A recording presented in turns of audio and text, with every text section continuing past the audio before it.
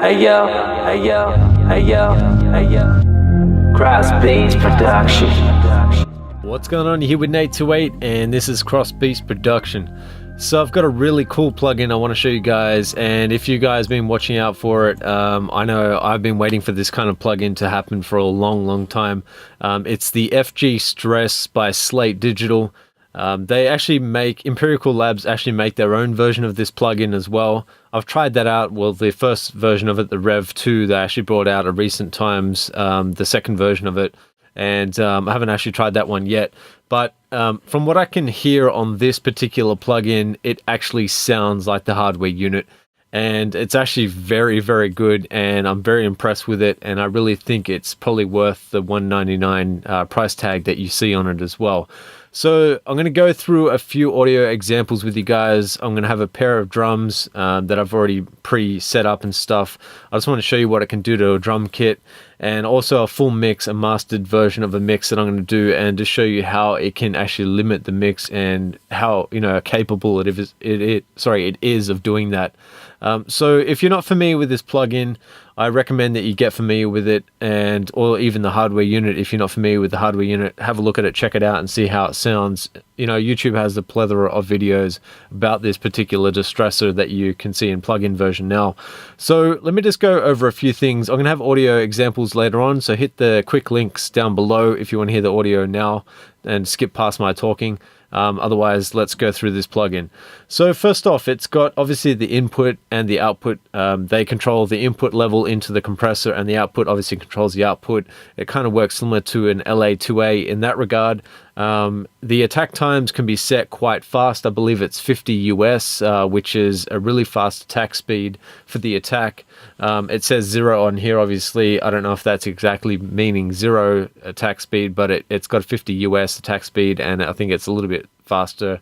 It gets up to about 10 on the dial there as an opto style compressor, and the 10.5 release setting as well. So this also has functions of a high pass filter, which is really handy to have on a compressor of any kind, really, so you can avoid compressing the low end frequencies and bypass them and kind of compress the higher up frequencies above. I believe it's 86 hertz. And the same deal with this second high passing as well. So the difference between these two, one's got a 6 dB per octave slope, which is the slope that you can see on the attack there if I just zoom in. And anyway, it doesn't explain it there, but that's what it is. And it's got an 18 dB, which is similar to the high pass on a SSL high pass filter, that same kind of slope that you'd see on that. And this thing here, which is like a bell type thing, it actually increases a bell at 6 kilohertz, which is in the kind of mid-range frequency area, and it makes the compressor more active to the mid-range area, and that's why that bell is there, because the way the compressor works, it kind of works EQ into the compressor so that the compressor reacts to that higher frequency amount and reduces the volume. So it works kind of similar to de-essing in that regard, I guess, if you're thinking of it like that. The other thing is link function here, so link is stereo link. And the distortion, it's got 2 modes of distortion, 1 and 2 there. You can have either or. You can't put I don't think you can put both on at the same time. No, you can't. And it's got the parallel dial here. So I mean, this sounds really good. It is definitely close to the actual hardware unit from what I can hear. I've heard the hardware unit before on a series of different things, and you see a hardware version of this in many different studios. They are just a desired sound through this compressor, and because it can function in so many different ways, especially the nuke mode here, which is really fantastic, you can get some crazy sound out of it. So without further ado, let's get into the audio examples. First, I'll stay with the drums and I'll go through that, and then I'll go through the full mix with the master version. And I want to show you this one-to-one mode on the mastered version of audio that I do as well, because one-to-one basically allows you to drive the audio into the compressor without it compressing per se, more acting like a stereo limiter on a bus mix, or even your drums, or whatever you want to put it on. And you can actually drive harmonic distortion, and that's what this 1% THD is. Basically, it's, you know, the total harmonic distortion amount It's got a red line thing that shows you when it's redlining and basically hitting the peak. And it's kind of a similar working to the, if you're driving audio into analog gear and you're getting harmonic distortion that way, you can use this similar like that as a limiter. You wouldn't even have to have a limiter on your bus. If you wanted to, you could use this as a limiter. So let's get the drums going and let's see what it sounds like on that. And then I'll go through the full mix and show you that as well. So first off, the drums without any compression. I'll just turn this off, deactivate it, and then we'll listen to that. And I'll put the compressor on. I'll have different settings and I'll just play around with it so you guys can hear it.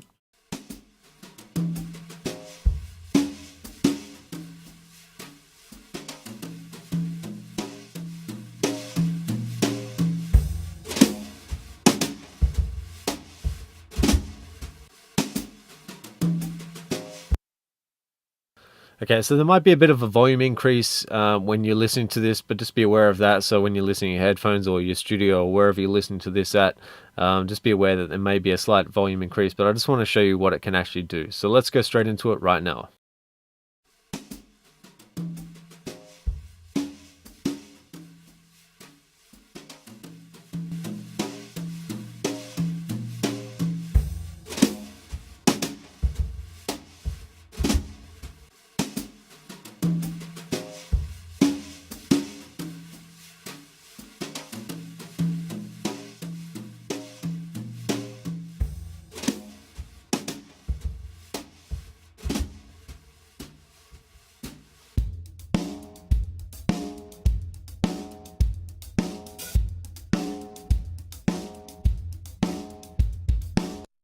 Okay, you guys can hear how much of a smack that this actually has and how crazy it actually sounds. So what I'm going to do is throw on this parallel version here and mix in the wet and the dry and show you guys kind of what you can achieve by doing that. So let's get straight into that.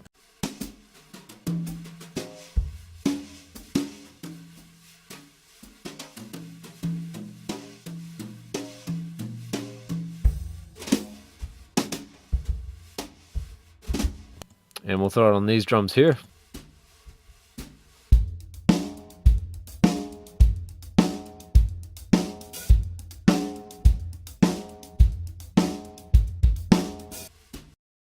So you can kind of hear how the drums still have really, really thick low end, and the snap of the actual, when it's hitting the snare, you can hear the snap come through and the way it's changing the transient.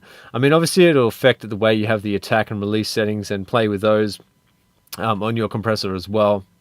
And the high pass as well, that does affect it, the way it sounds. If I just turn off the high pass and play it quickly.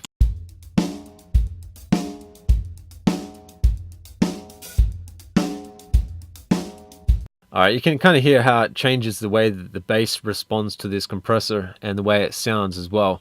So what I want to show you as well is this this set here with the drums. First off, this is the compressed version. I've used a fairly high compression amount, and on this one, on this further one that's in blue here, or sorry, purpley blue, this is actually a driven sound. So the volume's actually driven really hard into it, and it's not any bit compressed. It's just using the compressor as that harmonic distortion and the actual drive into the unit itself without any compression at all. So let's play the drums first with that and see what that sounds like.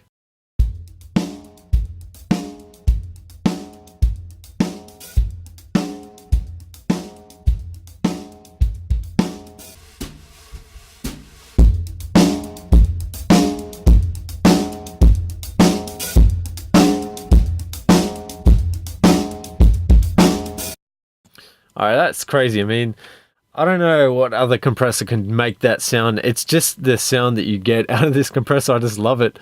I just think it's insane how you can do that sort of stuff. I mean, look at the transients on this thing here. It's like, it's pretty much cut off. Like it hasn't done an audio cutoff like you'd expect out of digital audio clipping. It's still got some sort of the transient somewhat sustained there left, but the way it's cut the audio off, it's just amazing. It sounds fantastic. It compresses the absolute out of it. And It just has this unique sound, like a driven sound. I just love it.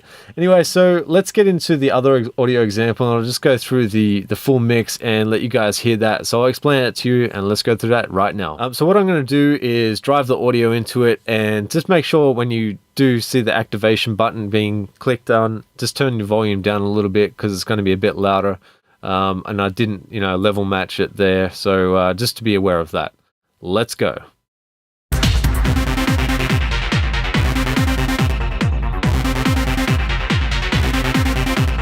Everlasting.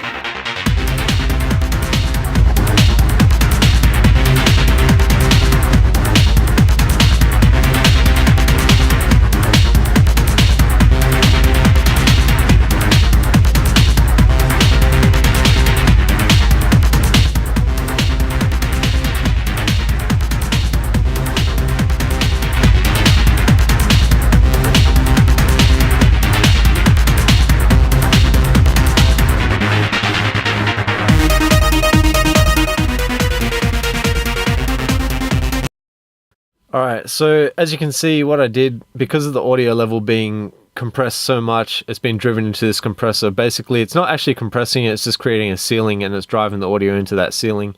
I had to make up the gain with this trimmer here, and you basically just increase the volume after it's already occurred.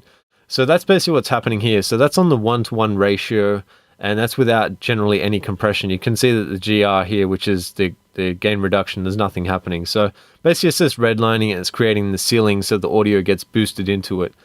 Okay, so what I'm going to do is play the compressed audio, and I'll try and level match it as much as I can. I think it'll be about -3 dB, roughly about that. And it'll have a -3 dB reduction in gain, and it's at 4:1 ratio with none of these settings turned down here. And it's obviously full wet mix there. So let's see how that sounds on the full compression, and see what we get out of it. Let's go.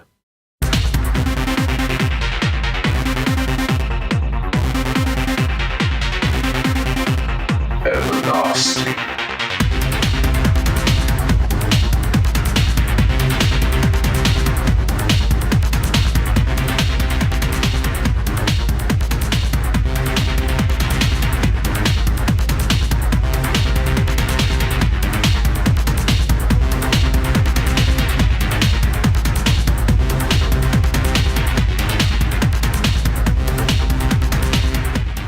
Okay, I'm going to mix some of the parallel and then see how that sounds.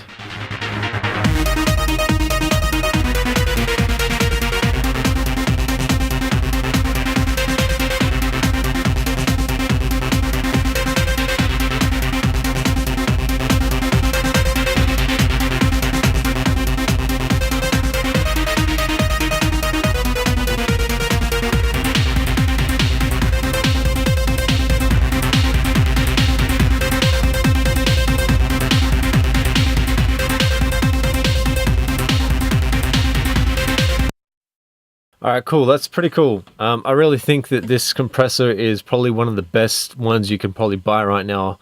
The introductory price, from what I'm aware of, is $199, and it's going to go up to $249 when it's at full sale price.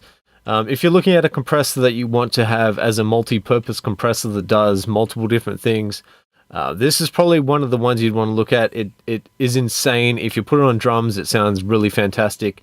You can get the kind of snap and the kick that you'd hear out of SSL compressors as well, but I personally think that this compressor is even better than SSL by a long shot, because it has so many more purposes than just the SSL standard compressor sound that you get. It can have snap, it can have all that good stuff that you get out of this distressor, and it can definitely help you shape and correct issues in the audio, change transients. It can do everything. It's just amazing the way that this compressor works, and to have a plug-in version of it that's so, I guess, cheap in that regard, comparing the hardware versus plug-in, it's a no-brainer for me in that regard. I hope you guys like this review, tutorial, etc. And if you did, remember to like, subscribe, and also make your comments down below. And I hope you guys catch you guys on the next one, and peace.